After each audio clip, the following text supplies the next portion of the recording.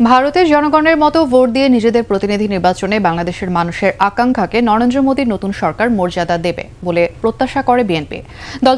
আসসালামু আলাইকুম। নতুন একটি গুরুত্বপূর্ণ একটি ভিডিও নিয়ে চলে আসলাম আপনাদের মাঝে।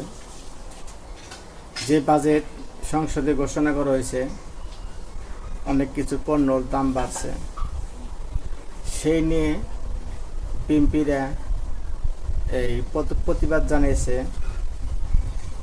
বিএনপির অন্যান্য নেতা যারা তারা, এমন বিএনপির ভারপ্রাপ্ত চেয়ারম্যান মিস্টার ফখরুদ্দিন আলমগীর, উনি বলছে যে এই ধরনের বাজেট বাড়ানো হয়েছে, দেশে অনেক প্রভাব পড়তে পারে গরিব মানুষের জন্য। যে কেন বাড়লো, কোন কারণে, বিএনপির নেতারা আলোচনা করছে।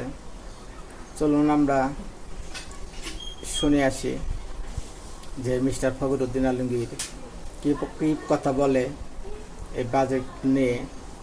তার একটি অনুরোধ, ভিডিওটি যদি ভালো লাগে চ্যানেলটি সাবস্ক্রাইব করে লাইক করে দিবেন, আর বেল বাটন অন করবেন এরকম ভিডিও সবার আগে পাওয়ার জন্য। আর অনুরোধ রইল, না টেনে পুরো ভিডিওটি শেষ করুন। চলুন মূল ভিডিওতে আমরা চলে যাই।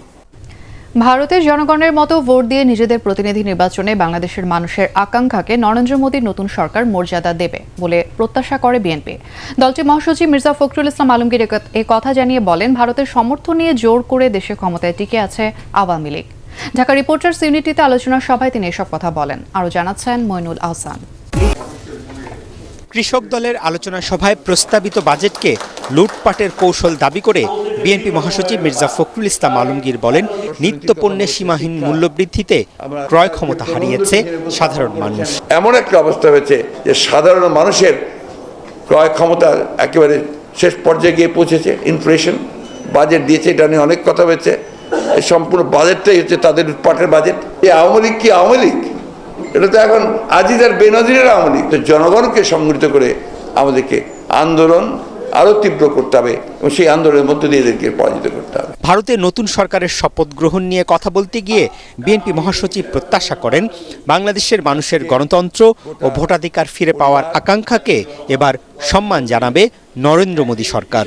আমাদের যেটা প্রত্যাশা, যে ভারতের সরকার জনগণের যে প্রত্যাশা বাংলাদেশের মানুষের, সেই প্রত্যাশাকে তারা মর্যাদা দেবেন এবং সেইভাবেই তারা বাংলাদেশের সঙ্গে সম্পর্ক গড়ে তুলবেন। এই সরকার তো পুরোপুরিভাবে তাদের উপরেই মুখাপেক্ষী, কারণ অতজানু সরকার, যে কারণে তারা কোনো মতেই ভারতের বিরুদ্ধে কথা বলতে চায় না।